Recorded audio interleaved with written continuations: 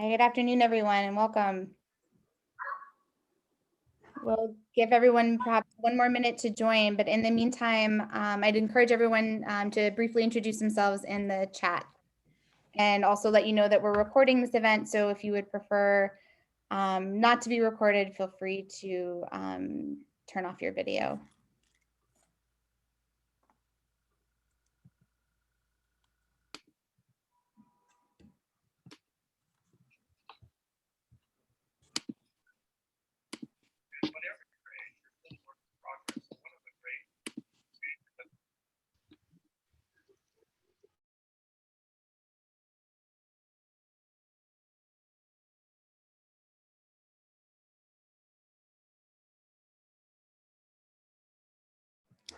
All right, so maybe we'll get started because I know that I imagine folks will have some questions for Justin. Thank you all for being here. I'm Christina Eberbach. I'm the Deputy Director of the Institute for the Study of Human Rights and also a member of the steering committee for the University and College Consortium for Human Rights Education, which is sponsoring this event along with the Human Rights Educators USA. And I'm very pleased to have Justin Hansford with us today, who is the Director of the Thurgood Marshall Civil Rights Center and a professor of law at Howard University. As part of our series, Pedagogy and Practice, he'll be discussing teaching for racial justice. Professor Hansford is Executive Director of the Thurgood Marshall Civil Rights Center and was previously a Democracy Project Fellow at Harvard University and has held appointments at Georgetown University and St. Louis University. He was a Fulbright Scholar and clerked for the U.S. Court of Appeals. He also has significant community-based legal advocacy experience. For example, he's co-authored the Ferguson to Geneva Human Rights Shadow Report and has advised on post-Ferguson reforms, testifying before the Ferguson Commission and the Missouri Advisory Committee to the U.S. Civil Rights Commission and the President's Task Force on 21st Century Policing, and finally, the Inter-American Court for Human Rights. We're very happy to have you here today to speak with us. The format is I have a couple of questions prepared to pose to Professor Hansford, and then we'll open up for general Q&A. So thank you all for being here. Just to get us started, Justin, perhaps you could just speak briefly about your work both as a practitioner and an advocate. Sure. Well, first, thanks for inviting me. An educator, sorry. Yeah, educator too. I'm all those things. But you know, it's a question that really is. It's really a more challenging question than it sounds because I have been at Howard for 3 years now, and the goal is really to make all of the work in some way, shape, or form happen in a way that blends the three elements of my my project. So in addition to the advocacy work we do in the courts, we've over the course of the past year, we've done a lot of work supporting Black Lives Matter protesters. That's where my heart is based on my background. We filed a couple of lawsuits seeking to get curfews lifted in New York and Washington, D.C. We have continued to try to provide analyses of police reform efforts in order to support some of the initiatives that are happening in cities across the country. But in addition to that, we try to do education, which of course I teach at the university, but I'm really passionate about doing what I call public pedagogy, which is trying to find ways to teach in more public environments than just the university environment. Sometimes it's in the media, other times it's in the community, but finding ways to make sure that the knowledge I've been able to receive as someone who's taken classes on critical race theory and all of these issues is going to be disseminated to people who can then take that knowledge and make a real change with it. People who are organizing on the ground, people who are working on changing laws in the legislatures.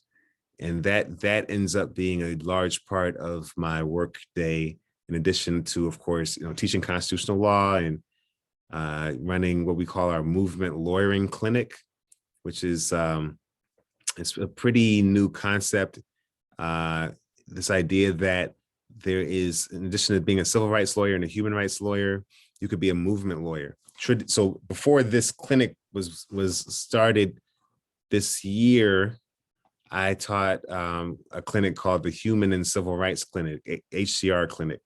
The idea was to try to take a lot of our work here at Howard. We have a long tradition of civil rights work coming out of of course, the legacy of Thurgood Marshall, who graduated from Howard, and his teacher, Charles Houston. But my goal has been to try to inject a more human rights framework into the work of those coming out of the law school, as opposed to limiting the work to domestic constitutional frameworks. Bringing in the human rights framework and demonstrating, in my view, how superior the human rights framework is to the civil rights framework. So we called the clinic the HCR Clinic, the Human and Civil Rights Clinic, for a couple of years. Just this past year, we changed it to call it the Movement Lawyering Clinic, with this idea that there's an approach to lawyering for either civil rights or human rights that goes beyond seeking to represent folks who are vulnerable to having their individual rights violated, and instead focuses on folks who are seeking to work in a collective sense as activists to change policy. And so we committed ourselves to representing those folks. We call them mobilized clients. And representing those mobilized clients involved more than just traditional amicus brief writing or even the drafting of a human rights report. Oftentimes it included being skilled in public narrative. We've brought people in to help us study narrative strategies. We've read Marshall Gantz's work. We've brought folks in from Color of Change, starting digital campaigns to try to help those clients do more than the legal side of their campaign. All of our work now revolves around campaigns as opposed to simply winning rights for individual clients. So that's the work now. It's the teaching, it's the movement lawyering, and I still try to do some scholarship whenever I get a chance. But as you can see, not as much of that is happening as I would like, because so much else is taking place. And of course, with Christina, we've been able to work together to create the African American Redress Network.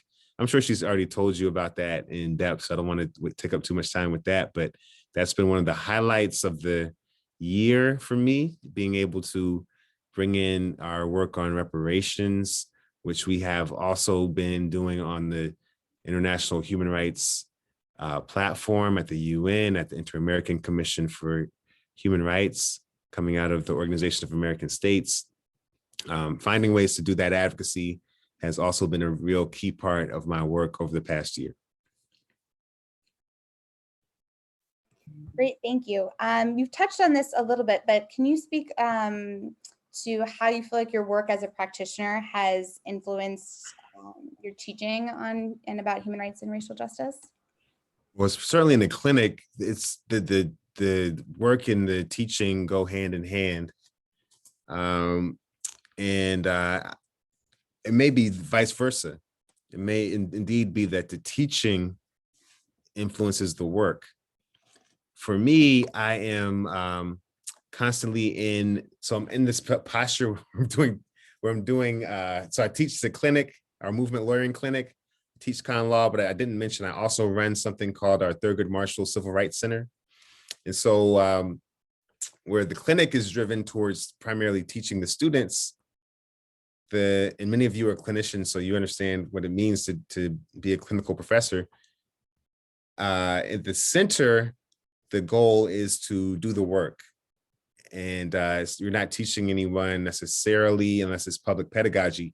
You're really trying to get projects finished. So I'm constantly in this posture of trying to get projects finished when I'm engaging with the staff at my center. We've got 2 attorneys and 1 staff member at the center right now. Then I turn around and we've got 12 students in the clinic where I'm doing really the same projects, the same reparations projects, the same police brutality work, the same work on mass incarceration, but doing it from the perspective of trying to figure out how it can be a teaching moment and giving readings, going over the readings, reviewing their attempts at constructing the amicus brief and things like that. So both of the postures constantly inform each other. The things that I learn when I do the readings with the students inform the work of the center. The agenda set by the center oftentimes informs the clinical projects. Sometimes students do work that is going to be relevant for the clinic. Sometimes the clinic, I'm sorry, for the center. Sometimes the center does work, and I have the students read and learn what we're doing in the center so that they can take that and integrate it in their education. So there are many ways in which the two projects inform each other. Great, thank you. And what do you think higher education has to learn from human rights practice and racial justice movements and movement lawyering? And the second question is, what does higher education perhaps have to offer to the practice and promotion of racial justice? So for me, that's a great question, Christina, because when I articulate the mission of the Thurgood Marshall Center and to a lesser extent the clinic, but also the clinic, I always tell people that for our work, we use our head, our hands, and our heart. And it's very cheesy, but that's okay. I still like to use that metaphor. What I mean by that is a lot of people know that it's almost a sort of a, a proverb at this point that you want your work to be led by the movement. You want your work to be led by the grassroots as a human rights activist or lawyer. But I think being based in the university, I'm also very cognizant that we have more access to scholarship on these issues than really anyone else. And when it comes to integrating critical race theory scholarship or scholarship on civil rights and human rights and being on the cutting edge of those new ideas and trying to apply those new ideas to the work, people who are in the university setting are, to me, you are in a position where you have the responsibility to integrate that. So it's not just, when I use that metaphor, I use the heart as a metaphor for working with the people and connecting with people. And I use the hands as a metaphor for filing your briefs and doing the legal work, policy work. But then I also talk about the importance of the head and having all of your work informed by scholarship. And that looks like when we drafted an amicus brief in 2020 on behalf of Black Lives Matter protesters who were fighting an effort in the Supreme Court to create more liability for protesters. Not only did we quote activists in our amicus brief, we also quoted critical race theory scholars in our amicus brief. And of course, we quoted Supreme Court precedent.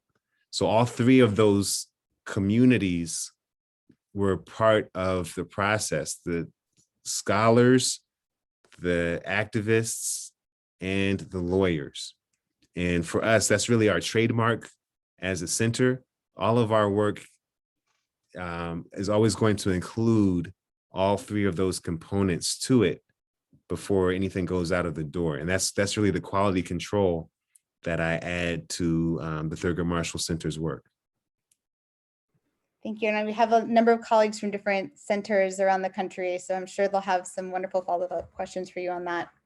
I'm curious, for individual educators, what advice do you have for those who are working to teach about, through, and for racial justice in their classrooms? And by this, I mean not just teaching about racial justice, but doing so in educational environments that are racially just, and also preparing students to take action for racial justice.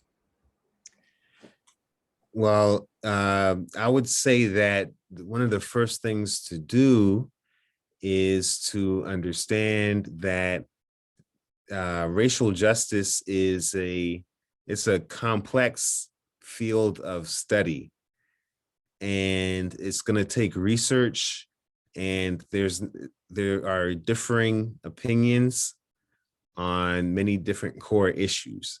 It's not a it's not sort of a scripture, and it's not a situation where if you don't follow one particular system of thought, then you're completely to be ignored. And I think that for me, that's been important to realize that some people look at these issues from different perspectives. For example, right now we have many students who are abolitionists. We have many students who are not necessarily at the abolition point as of yet. Maybe they believe in a more rights-based approach that you could say approaches a human rights framework. There are people who are interested in decolonization and whether that applies to racial justice efforts. And there are people who just are thinking about regular equality and equal justice under law. And I was going to say color blindness is another issue, but we've critiqued that. So I hope there are not too many people arguing for color blindness as a standard. But historically, we've had that discussion too.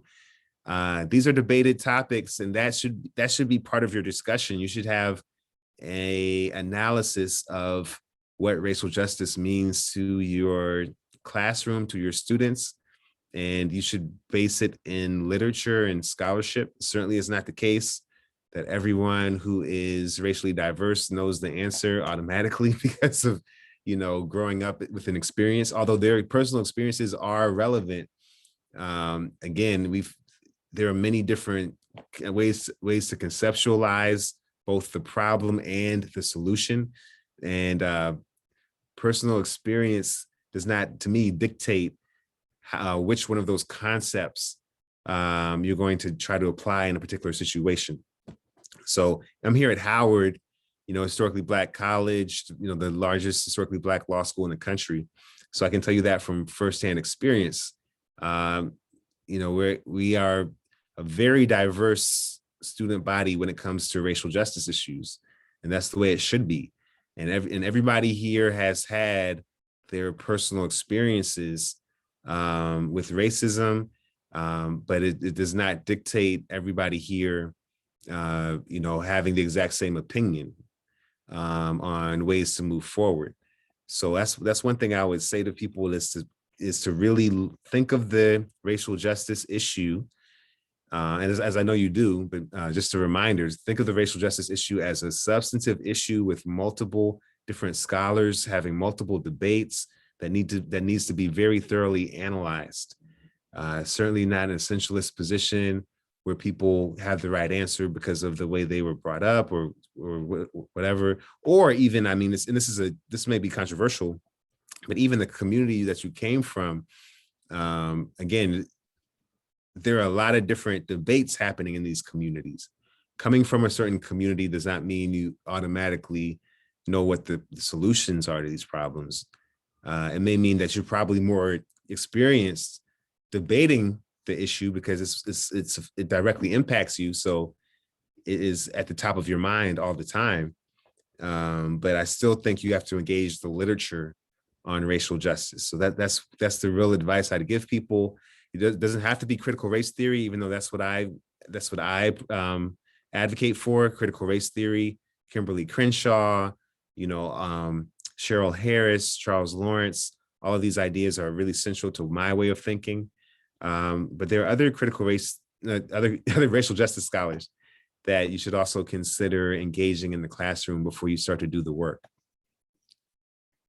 Great, thanks. I'm going to move to two more maybe personal narrative questions. The first is, what motivated you to move into academia and become a scholar practitioner?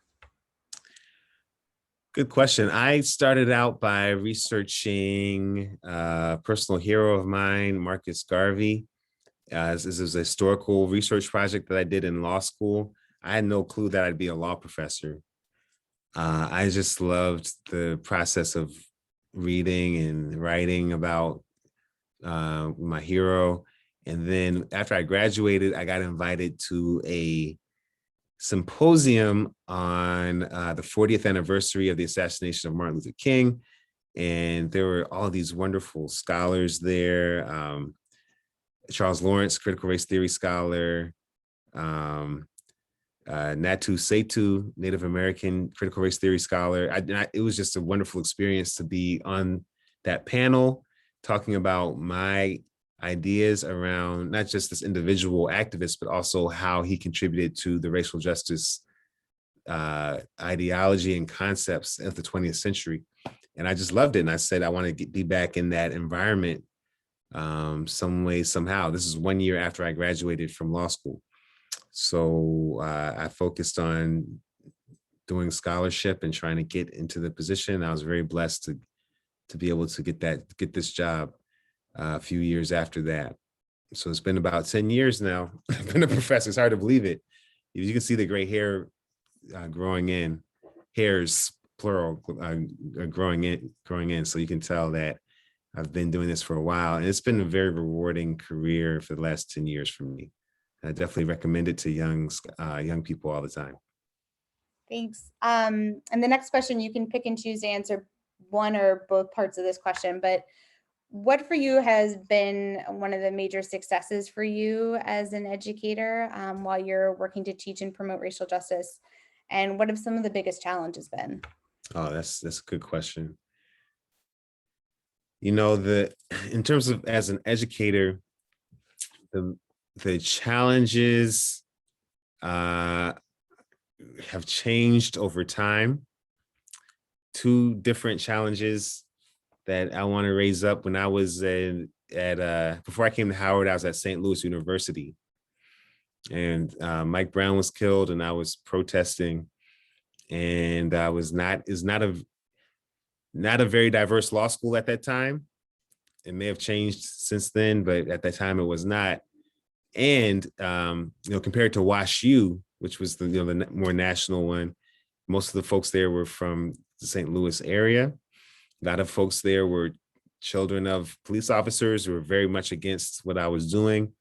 And I had to really focus, because in my student evaluations and emails being sent to me, there are people who were very much against my political advocacy who I still had to teach. And it was a big challenge, because in that movement, it was all encompassing in a lot of ways in terms of my energies. And I had to cut time away from that, which is something that I felt was historic and was basically a calling for me. And I had to really pour into people who I knew was probably going to use my expertise to go and argue for the other side. So it took a lot for me to be able to do that, and to be in an environment where I had to really office hours and take time out and really pour my heart and soul into teaching people who were very adamant that they were against what I stood for, like to my core. So that was a challenge for me to be able to do that at that point. But really, I had to commit myself to the idea of the importance of education. Even if the individual folks, I had some very conservative students who were outspoken about it, and I had to still teach them. And that was one of my biggest challenges. And since then, I mean, the only other challenge I can say has just been the administrative part of the job. There's a lot of administrative things that happen, especially at historically Black colleges, I have to be honest, because we don't have a lot of resources on the administrative side. So we end up doing a lot of things ourselves that at other schools, there are administrators that would do that for us. So that has been a challenge to continue with that commitment in spite of the demands that the administrative burdens put on us. But that's a problem of resources, where the amount of resources that historically Black colleges have compared to major state universities or private universities. I think people underestimate the resource gap. And I'm at Howard, which is by and far the largest, probably most prestigious historically Black college in the country. And we still have a resource gap compared to other universities I've taught at. So trying to do all this work and then still do that administrative work has been a big challenge for me. And what about some successes or things that you're most proud of? Yeah, well, one of the things I was most proud of was actually this year, I did a program with Harvard Law School called the Justice Initiative. And it's the opportunity to use Zoom technology to reach out to people across the country who are interested in racial justice and the law, who, especially law students who were not getting that exposure at their law school, either because they didn't have a professor that was teaching that at their law school, or for whatever reason, they had not had the capacity to get that exposure. And we had about 300 students sign in and take our class for free the entire year. We were able to get guest speakers like Cornell West and Kimberly Crenshaw and other people to come in and talk. And it was really just a joy to be able to really fulfill that mission of trying to bring people knowledge about racial justice, and to see the enthusiasm from hundreds of folks from around the country who are doing this on their own time, on their own dime. And we were able to play music and make it fun for people. And so it was one of these opportunities where the moment just was a moment where we were able to capture a certain energy, a certain technology, and really try to make a change with it. And those moments are really special for me. Of course, I love teaching my own students in my school. Especially at Howard, these students are a joy. But I do feel like any opportunity we have to be able to reach more and more people with these ideas, I think those are valuable opportunities, because it just reinforces to me how hungry people are to learn in terms of learning about racial justice in this moment, and to be able to meet that hunger with some real in-depth, thorough discussion is really important to me. Too often people do just speak anecdotally on these issues, or these issues devolve into just shouting matches. And to be able to talk about it by reading the scholars and learning about the history, I feel like that's a real contribution to be able to make to society. And for those who maybe are interested in following up, were those sessions recorded by any chance? Yeah, the sessions were recorded, and we also are going to be relaunching the Justice Initiative next year. I'm gonna put a link to a website that tells you about it here in the chat. So anyone who wants to find out more can go to that website, and of course, you can always email me if you want to find out more information about it. But yeah, certainly that's going to be something we're hoping to continue next year, and hopefully we're going to be able to expand it to even more places. Make sure you get the right link here. It's called the Justice Initiative. The Systemic Justice Project was our co-host organization with the Thurgood Marshall Center. Great, thanks. I'm sure many of my colleagues on this call would be interested in joining or helping to get the word out on that. The last question that I have before we'll open it up to others is switching kind of your work in reparations, and specifically with respect to higher ed. This is a challenging question to answer, but what advice would you have for those who would like to try to push their home institutions to address reparations, especially when reparations movements are in a nascent place or they're in their own respective institutions? What guidance and support, or what guidance and advice might you have for them? Well, I'd like to hear how you answer this question, Christy. That's a challenging question. Well, what has been taking place so far has been driven by students. We've seen at Georgetown, and I think most recently at Brown University, students have taken it upon themselves to raise the issue, conduct student votes on the issue, indicating their support for reparations. it's including reparations coming from a particular university. Students at Harvard Law School did their own research and found out about the ties to slavery that the one of the founders of Harvard Law School had. So it's, to me, it's a challenge to conceptualize faculty or professors leading any sort of real push on this inside the university without the students being at the center of the push. How that relationship takes place is an open question. You could put out a call and see if there are students who are willing to co-lead in a process along with you, and whether students in that particular student community are passionate enough about the issue to then raise it to the administration. Or maybe it's possible you could organize the faculty to do it. In any event, it has to be a collective effort. There's going to have to be buy-in from students, faculty, and staff. And it certainly can't be just you by yourself. It's got to be a critical mass of people who are really interested in making the institution be responsive to the moment. So I guess that's hard because as a professor or as an advocate, you may not by nature be a person who is inclined to be an organizer, to organize people to come together for something like this. But that's what would have to happen, I think, in order to get more universities to make these changes.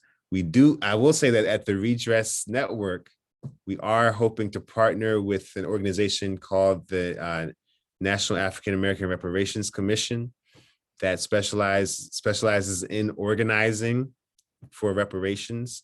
And we are hoping to continue to support groups that are doing that type of organizing. So maybe we could support you at some point down the line. Christina's laughing because we're not ready yet, but we should be ready to do that at some point pretty soon. So feel free to stay in touch with us on that as well.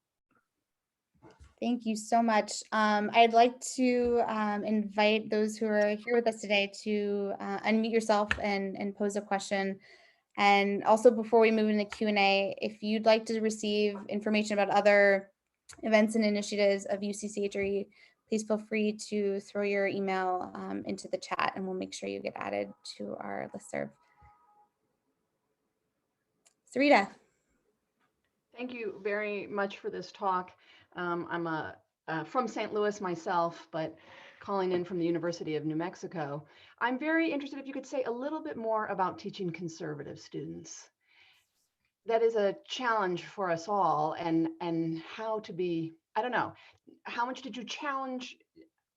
How do you do it? Yeah.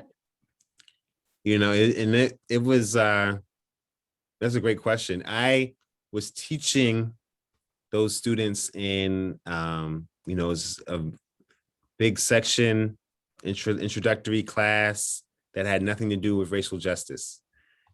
Torts is what it's called. So it was a challenge on one side because I've always tried to introduce those conversations into the classroom, but I knew that I needed to do so in a way that I was also pre-tenured. That was a factor. Yeah. So I had to do so in a way that wouldn't just inflame the conservative students. It was while still staying true to myself. And it was a high wire act. How to not inflame conservative students while standing in front of them, teaching them that sort of general knowledge that they do want. It was a situation that really challenged me in terms of my integrity because I couldn't be fake about what I believed in. They were clearly in opposition to it. We ended up speaking a lot about the other issues. If anyone had entered, I also taught critical race theory that semester. I didn't have any conservative students apply for that class, so that they self-select out of the classes where you really have a platform to go into the meat of the issues that would be challenging to them oftentimes. If they don't self-select out of those classes, then those classes get really, really lively. But usually they self-select out of those classes. So you're going to be, so for me, I came across them in the big section class, and I had to give my all. I felt it was my duty as an educator to pour my all into teaching them, regardless of their, orientation towards me. And I did take it personal as being towards me because of the situation. And any advice I would have to people, I do think that we do have an ethical responsibility for folks who signed up for that class to do our best possible job to teach them the material that they asked to be signed up for. In terms of how do you address the issues that you care about when people really are passionately against you on those issues, I'll be honest, and maybe this is wrong. I'm prepared to be challenged and chastised on this, but my approach was not to put those issues on the table because I didn't feel safe to do so. I didn't feel safe to do so being pre-tenured. I didn't feel safe to do so because of my, my own personal emotional state at that time. It's high emotions. It's, 60, 70, 80 students in the classroom, and you'd hate to have that sort of, really highly charged battle with some students, right, on an issue that's not central to the course, in front of the class. So my approach to that was to focus on the substance of torts. There were situations where there were racial justice issues that were connected to torts. And when it was connected to torts, what I would do is I would provide the materials for them to grapple with the issues in terms of the scholars on that.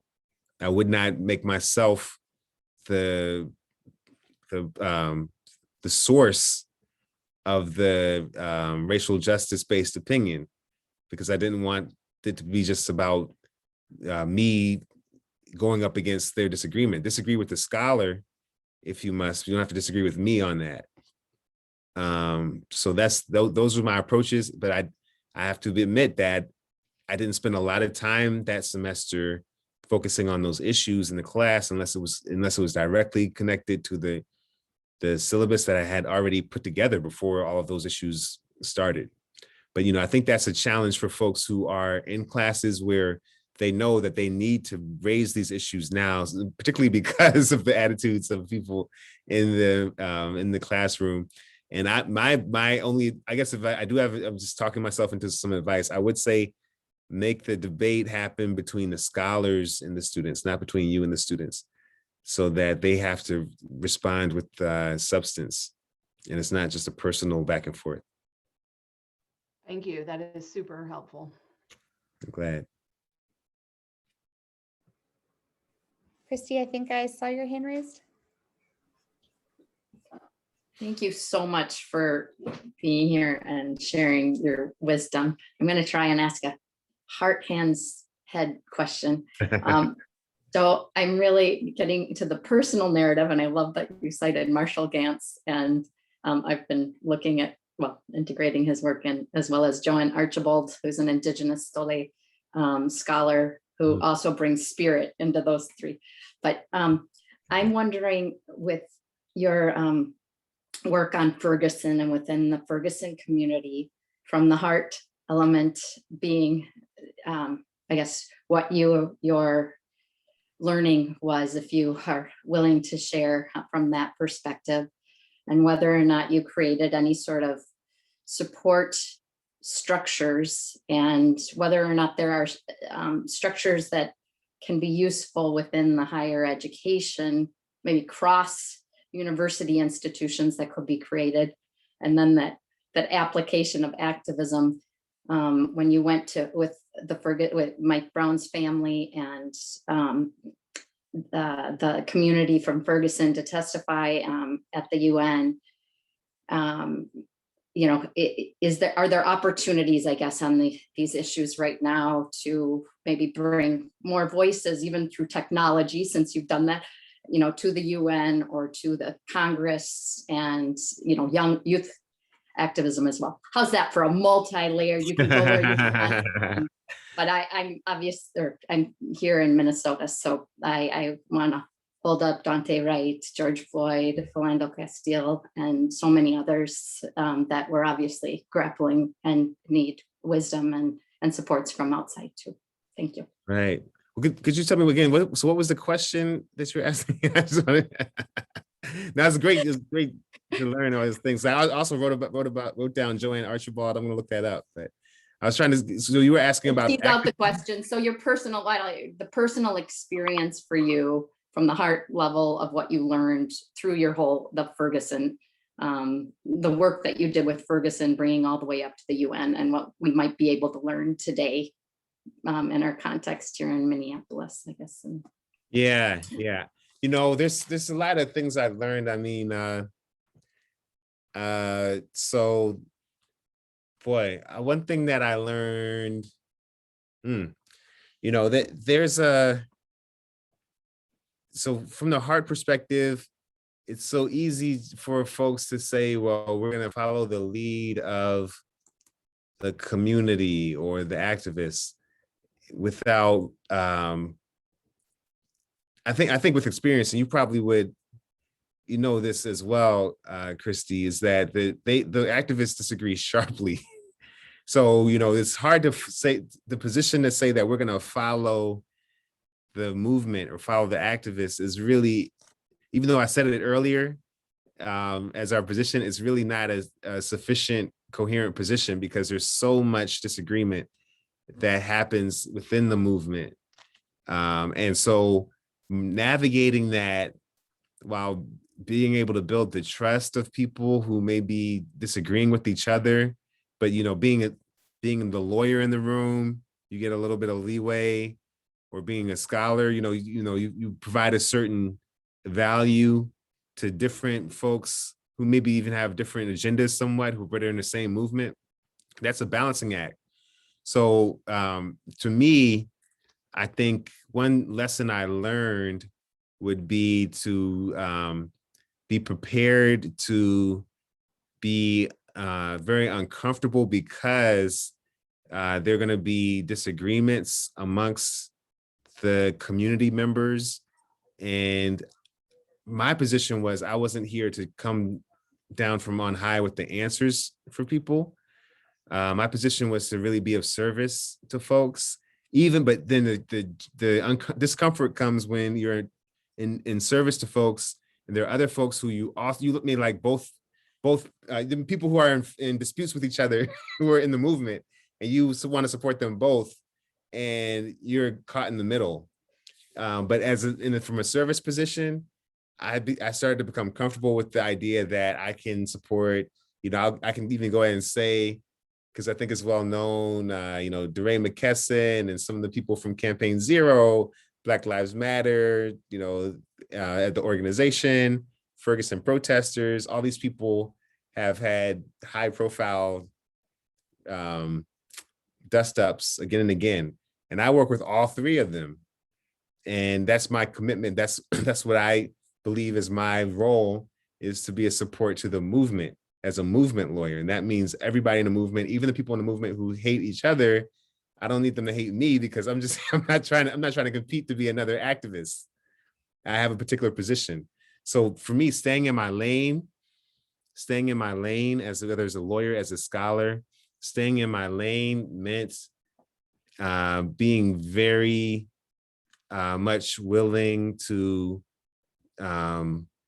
support everybody who came to me from that movement, and being clear that my role as a lawyer or as a scholar is not going to be in the activist lane. I'm not going to try to take up the activist lane. And that allowed me to sort of get away with being able to work with multiple groups. If I was just an activist, I'd never be able to do that because I'd be a traitor to all three. But as a scholar or a lawyer, I was able to sort of work with all these different groups and not be a traitor, because I was very clear in my identity as to who I was and what I was bringing, what would be the deliverable, and how I would how I would move. Also, I was transparent in terms of what I was going to gain or not gain from the experience. You know, that I think people have experienced other scholars who were very extractive. They would come and study folks and then do their research and try to get tenure, and then you never hear anything more from them. Definitely, there's a lot of lawyers that people have experience with coming in and just looking for the money and ambulance chasing and things like that. Being at the university, already having a job, now if I already had tenure, I was able to really just come and give and be transparent about being able to do a pro bono type of contribution to all of these groups.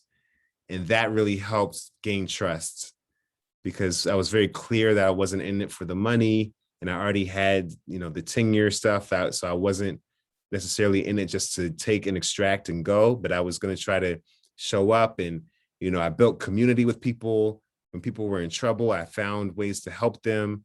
When people were tear gassed, and I was talking about this the other day with someone, people were tear gassed in protests.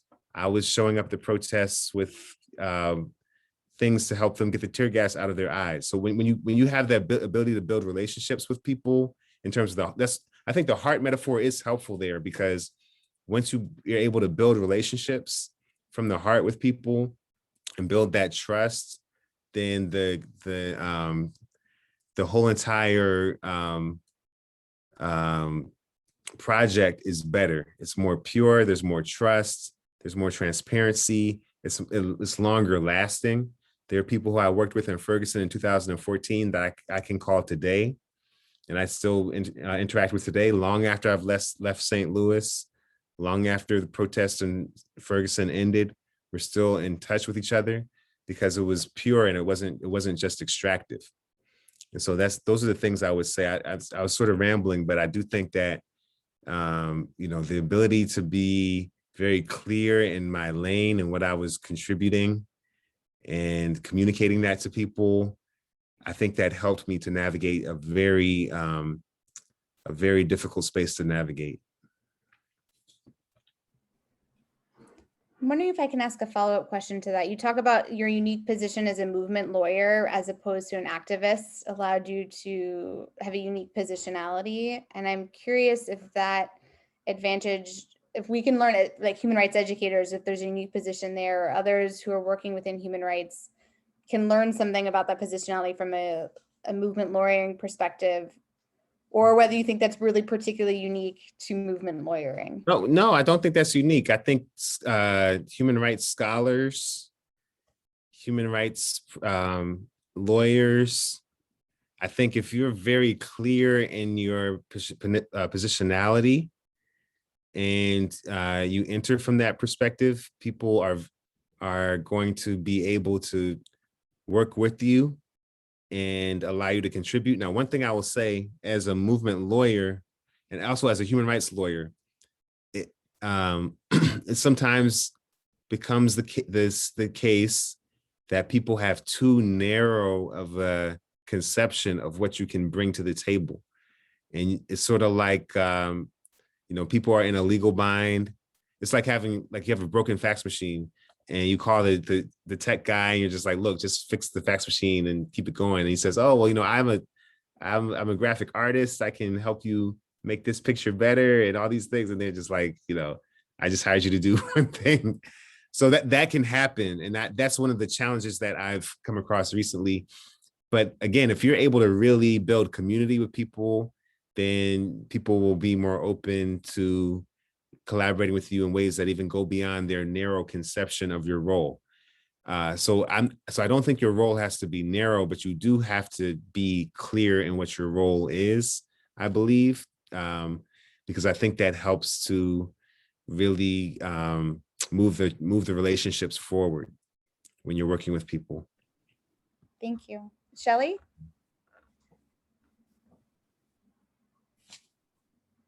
Yeah, sorry, just a moment to unmute. So thank you so much, Christina and colleagues, for putting this together, and Justin for the presentation. It's really fantastic and to hear from you and inspiring. I wanted to follow up a little bit on the movement lawyering in light of the, in some of the contexts. And sorry, my name is Shelley Inglis, and I'm executive director of a human rights center at the University of Dayton in Ohio. And in some contexts that that we've been working in, the movement and the community members themselves express a need and a desire to have more support in terms of not being just asked, how do we support your movement, but also in terms of capacities and networking and access to information and to policy issues. And as you mentioned, many within movements don't necessarily have the answers to all of the policy questions or legal or other questions. What are the best approaches? And there's a lot of disagreement with local police reform, for example. So in part of your community, I guess my question is part of your community lawyering doing levels of capacity building with these movements, or are you community lawyering with very sophisticated movements who know clearly, what their positioning and demands are? How much do you do in terms of organizing and capacity building along with lawyering, if that makes sense, Justin? Yeah. That's a good question. I so far have not been, I guess my comparative advantage, what I bring to the table has not really been capacity building skill. I think from a movement lawyering perspective, I try to start the semester with a retainer agreement that we draft between the students and the client. And we try to think expansively about a legal deliverable and also something that would help them engage in public narrative. We were talking about Marshall Gantz and all of that work. And in the clinical environment, I feel like we are prepared to do that because I have readings and materials to get the students to a point where they are going to be skilled in supporting a public narrative campaign, and they will be skilled in writing an amicus brief or something like that. And so I stick to the deliverables that I think I can prepare the students to provide in a way that's high quality in the clinical environment. In the environment of the center, we have not done capacity building. We've mostly partnered with campaigns. And so I think that might be the answer to your question, in the sense that we end up having partners that are already at a certain level of capacity where they can say that they're able to launch a campaign, and they've done campaign strategy. Usually it's from a movement perspective, usually it's not just one organization. Sometimes they're in a campaign with multiple organizations. So that I think it does self-select to end up being organizations that are at a certain level of capacity already. That's not that that's a good thing. I mean, I think you're right that it would be great if we could take a smaller entity and help it build up to the point where it can launch a campaign where it never was able to do so before. That would be a great way to move. But so far, just because of in terms of the clinic and the limitations of the medium have been of such a way that I've wanted to limit the representation to things that I felt like we were already able to get some skill in. But in terms of the center, I mean, it's a challenge really to say that maybe we could work with smaller groups and help build capacity, but we have not done so up until now. We've been partnering with campaigns. And I think from our perspective, one of the things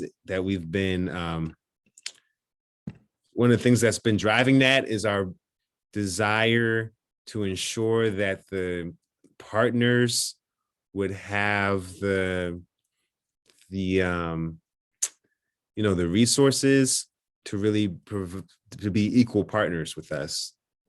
Again, I'm not saying that's the best case scenario. It would be great to take someone small and build them up, but we sort of wanted there to be as little of a power imbalance as possible with our partners. And that's been one way to do it. In addition, we're clear on our issues: reparations, police brutality, mass incarceration. It's also the case that our issues that are so big and central right now. It hasn't been hard for us to find really well-developed partnerships with groups on these issues. And when I have partnered with smaller organizations, usually it's just me by myself, just trying to give whatever I can do to support folks.